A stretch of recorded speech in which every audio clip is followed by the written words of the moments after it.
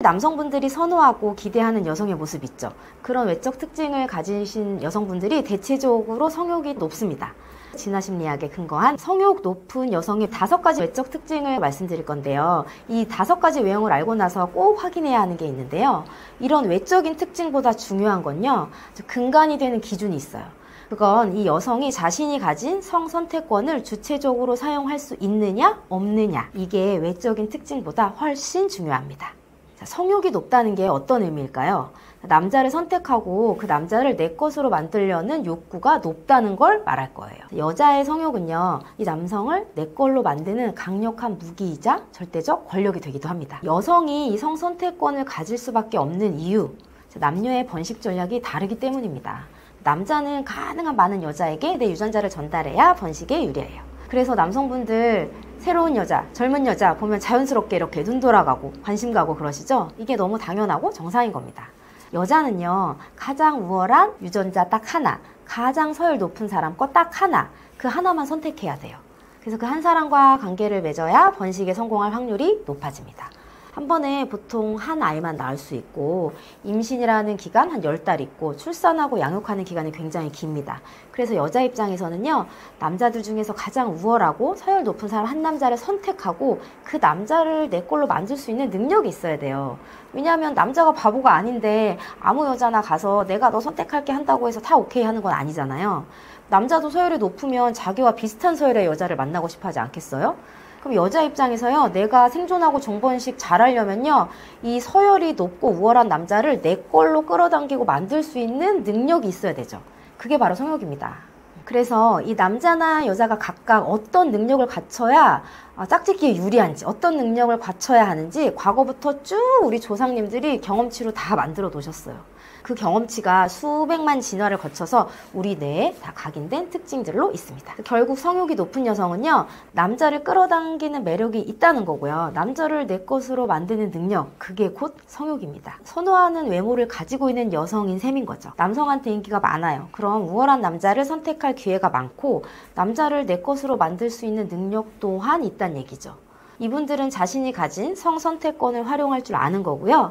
이게 곧 성욕으로 볼 수 있다는 이야기입니다. 성욕 높은 여성의 외적 특징, 첫 번째, 허리와 엉덩이 비율입니다. 일명 콜라병 몸매예요.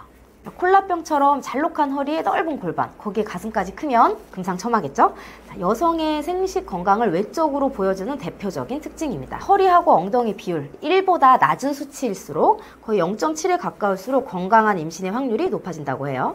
남자들이 콜라병 몸매를 선호하는 이유는요, 내 유전자를 잘 받아서 건강하게 임신하고 출산해서 내 유전자를 잘 번식해줄 확률이 높은 여성이기 때문이에요. 근데 우리 여성들 나이 들면 어때요? 나이 들면 이 허리가 점점 두꺼워지죠.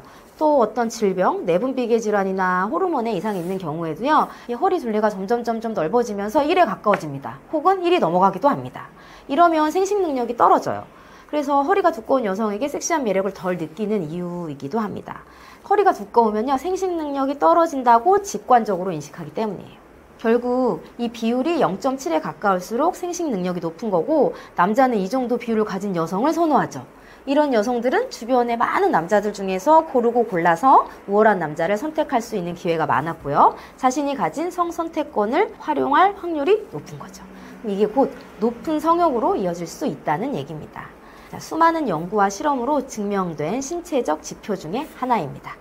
두 번째는 깨끗한 피부입니다. 이것도 건강을 상징하죠. 건강한 신체. 피부는 어디 안에 있는 내적인 장기기관의 건강 상태를 유추할 수 있는 그런 정보이기도 하고요. 이게 또 생식력과도 연관되어 있습니다. 그래서 볼터치하는 거 있죠. 이거 건강하고 생기 있어 보이고 또 더 젊어 보이려고 하는 거죠. 자연스럽게 혈색을 강조. 왜? 더 건강한 유전자라고 사람들이 인식하니까. 많은 남자들이 선호하니까. 결국 피부가 깨끗하고 혈색이 돌고 하면 남자를 선택할 기회가 많고, 이 또한 높은 성욕으로 이어질 수 있습니다. 세 번째는 풍성하고 부드러운 머리카락인데요. 윤기 있고 풍성할수록 영양 상태가 좋구나, 건강하구나 라고 무의식적으로 인식합니다. 이것도 생식력과 건강을 반영하는 정보 중에 하나고요. 이 또한 성욕을 자극하고 여성의 선택권을 활용하는 기회가 됩니다. 네 번째는 대칭적인 얼굴이에요. 우리가 미인이라고 인식하는 사람들 있죠. 그 사람들 얼굴 거의 대칭에 가까워요. 그리고 눈썹과 눈, 코, 입에 이르는 이 비율이 굉장히 적정합니다. 이런 대칭적인 얼굴을 선호하는 이유는요, 대칭에 가까울수록 남녀, 이 유전자가 같이 합쳐졌을 때 변이를 일으킬 가능성이 낮다고 인식하기 때문이에요.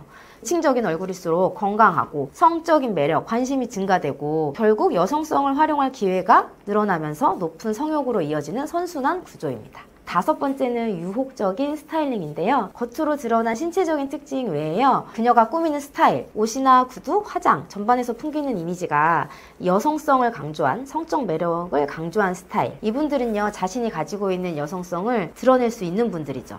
몸매가 드러나는 옷 과감하게 입고 나를 표현할 줄 아는 거죠.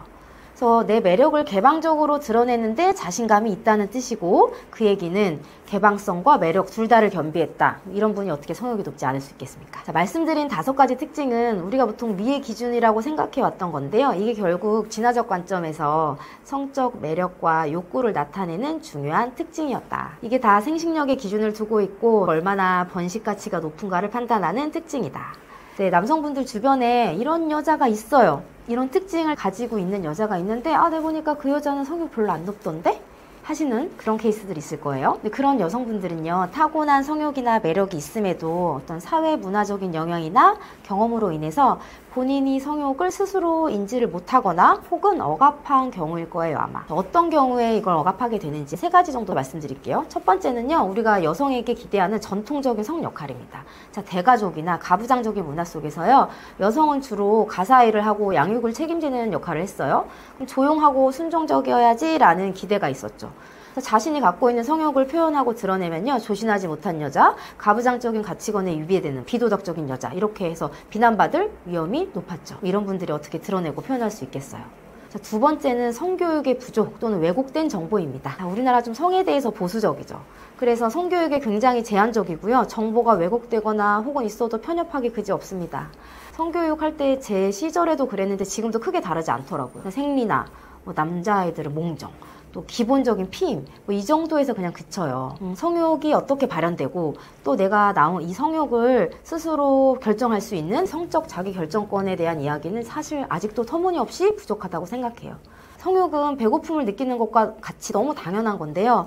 제대로 된 교육의 기회가 없다 보니까요, 내가 이런 욕구가 생기는 게 좀 이상하고 비정상적이라고 여겨요. 그래서 나 왜 이런 생각 들지? 라면서 자신이 이런 욕구가 올라오는 걸 억압할 수 있다. 실제로 초등학교 대상으로 한 성교육 강의 가보면요, 아이를 키우고 낳고 한 엄마들조차도 이런 지식이 너무 부족하다는 걸 체감합니다. 사실 쿠퍼액, 여성의 오르가즘의 3종류, 이런 것에 대해서 전혀 모르거나 무지하신 분들이 너무너무 많고요. 이런 이야기를 드러내고 하는 것조차도 사실 굉장히 부끄러워한다는 거죠. 부모가 이렇게 부끄러워하면 아이가 어떻게 이걸 물어보고 알려고 할 수 있겠어요. 학교에서 이걸 적극적으로 교육하려고 시도해도 부모님들이 나서서 반대합니다. 수년 전에 기사에서 본 것 같은데요. 어떤 한 고등학교에서 제대로 된 피임법을 교육시켜 주려고요, 바나나를 가지고 콘돔을 끼워서 어떻게 해야 피임을 가장 안전하게 할 수 있는지를 알려주려고 하는 선생님이 계셨어요. 그래서 다음날 니네 바나나 갖고 와 했는데 이걸 이제 학부모님들이 아신 거죠. 그래서 막 학교에 전화를 해서 왜 이런 거를 가르쳐주냐 하면서 난리 쳐서 선생님이 오히려 곤욕에 빠지고 기사화까지 돼서 막 그런 일화를 제가 봤어요. 사실 우리가 정말 제대로 피임하려면요, 까는 것부터 시작해서 제대로 끼우고 바람 빼는 것까지 정확히 알고 있어야 하는데, 그래야 아이들이 섹스를 건강하고 안전하게 할 수 있잖아요. 꼭 필요한 정보인데 이런 것들을 안전하게 알려줄 수 있는 곳이 학교 말고 어디가 있을까요? 응? 학교에서 알려준다면 너무너무 좋은 기회인데 그런 기회를 알려주는 것은 곧 얘네들한테 관계를 하라는 뜻이냐? 라면서 나서서 반대한다는 거죠. 참 안타까운 일입니다.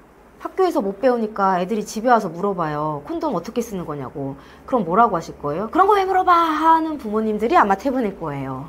그럼 이런 걸 물어보는 거, 이런 물어보는 아이를 이상한 취급하고, 그럼 결국 이게 성을 드러내면 안 된다고 여기게 만드는 문화가 될 수 있다는 거죠.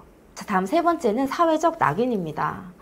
여자나 남자나 사실 자신의 성욕을 드러내고 좀 개방적인 태도를 가지면요, 가벼운 여자라는 이미지로 비하당하기 쉽습니다. 그리고 주변 사람들한테도 미움받기 쉽고요. 주변에 이런 여자가 있어요, 만약에. 근데 그 여자를 두고 사람들이 어떻게 말하는가, 이걸 들으면요, 내 성욕도 표현하면 저런 취급받는구나, 사람들이 저렇게 말하고 다니고 생각하는구나, 그럼 나도 그런 마음 들어도 표현하지 말고 숨겨야 되는구나 라고 생각할 수 있죠. 그래서 이런 말씀드린 세 가지 이유로 여성뿐 아니라 남성분들도 본인이 갖고 있는 성욕 드러내서 표현하고 이런 거 못하는 부분이 많으실 거라고 여겨집니다. 다시 주제로 돌아와서요. 성욕이 높은 여자 특징 잘 파악해서 그런 여자가 선택하고 싶어하는 남자, 그런 남자가 내가 되면 좋겠죠. 내 주변에 있는 여자가 성욕이 높은 특징이 있음에도 이걸 감추거나 좀 억압하려고 한다. 그러면 사실 남자분들 입장에서는 오히려 좋은 기회라고 봐요. 제가 앞서 말씀드린 세 가지 이유 중에서 도대체 무슨 이유로 이 여자가 이걸 억압하고 있는지 한번 물어도 보고 이젠 그러지 않아도 된다고 얘기도 해주고 그럼 여자 입장에서 자기가 매력을 드러내고 적극적으로 나서도 내가 죄의식이나 비난받지 않는구나 라고 생각하면서 이런 말 해주는 남자 선택하려고 들지 않을까요? 그런 여자를 알아보고 내 여자로 만들려면 남자인 나 또한 성욕이 높아야 이 여자와 밸런스를 맞출 수 있겠죠.